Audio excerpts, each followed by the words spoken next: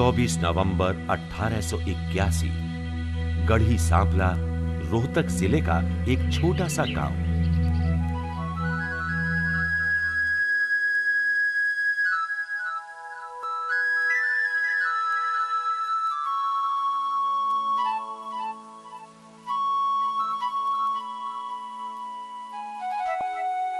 इसी गांव के एक जाट किसान सुखीराम के घर जन्म हुआ चौधरी छोटू राम का।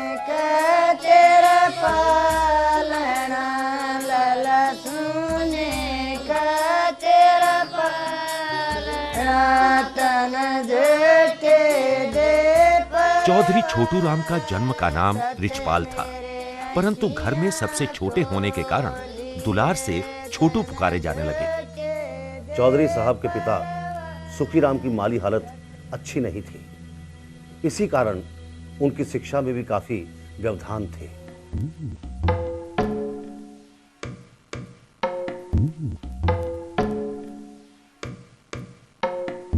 चौधरी साहब ने पहली बार पाठशाला का मुंह तब देखा जब वो 10 साल के थे। शिक्षा शुरू करने के लिए 10 साल की उम्र बड़ी होती है, मगर चौधरी छोटू राम ने एक बार पाठशाला की चारदीवारी में आ जाने के बाद फिर पीछे मुड़कर नहीं देखा। उन्होंने बीए किया सेंट स्टीफन कॉलेज से, और इसके बाद उन्होंने लॉ कॉलेज आगरा से जो है लॉ की शिक्षा प्राप्त की। दिलचस्प बात यह है कि अपने बीच छोटू राम जैसे होनहार लड़के को देखकर गांव के साहूकार ने सुखीराम को सलाह दी कि छोटू राम को पटवारी बनाया जाए।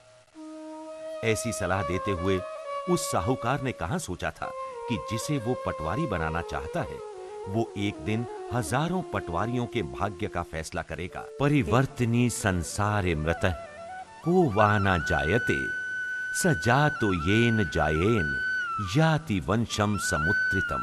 हितोपदेश का ये श्लोक चौधरी साहब ने 7वीं कक्षा में पढ़ा था। बस तभी से ये उनका जीवन मंत्र बन गया।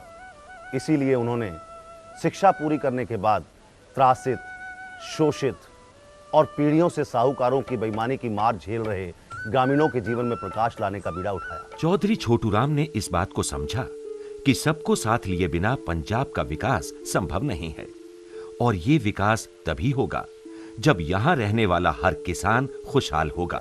चौधरी साहब कांग्रेस में भी शामिल हुए और रोहतक कांग्रेस कमेटी के पहले अध्यक्ष भी बने, लेकिन जल्दी ही कांग्रेस से उनका मोह भंग हो गया और उन्होंने कांग्रेस छोड़ दी। और फिर 1923 में मियां फजले हुसैन के साथ मिलकर नेशनल यूनियनिस्ट पार्टी बनाई। ऐसे कम ही नेता इस धरती पर हुए हैं जिन्हें अपनों का प्यार भी मिला तो दुनिया का सम्मान भी। ऐसे ही कुछ नेताओं में से एक थे चौधरी छोटू राम।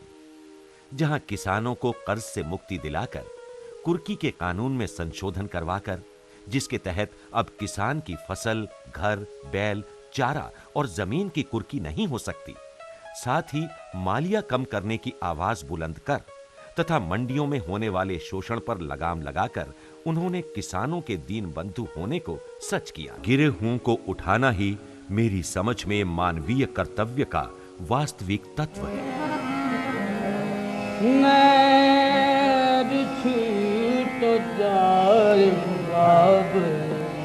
किसानों का सैलाब अपने प्रिय नेता को अंतिम विदाई देने के लिए उमड़ पड़ा। आज़ादी के बाद इन्होंने एक्ट बनाए हैं, जैसे PEPSU tenancy and agriculture lands act, security of land tenures. इसका कॉन्सेप्ट, इसकी बुनियाद उन्होंने पहले ही आज़ादी से पहले 20-25 साल पहले डाल दी थी। He was a precursor, he was a visionary. सूर्योदय होता है और सूर्यास्त भी होता है, मगर जीवन का चक्र कभी नहीं रुकता।